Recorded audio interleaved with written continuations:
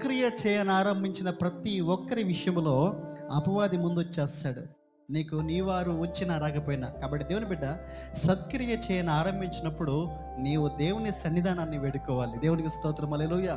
అయ్యా, నా జీవితంలో ఈ పనిని నేను ప్రారంభిస్తున్నాను, ఇదిగో దీనిలో నేను కొనసాగుచు, ఇది నేను చేయబోనుకుంటున్నాను, నీ సన్నిధి నాకు తోడుంచు, నీ సహకారము నాకు కావాలి.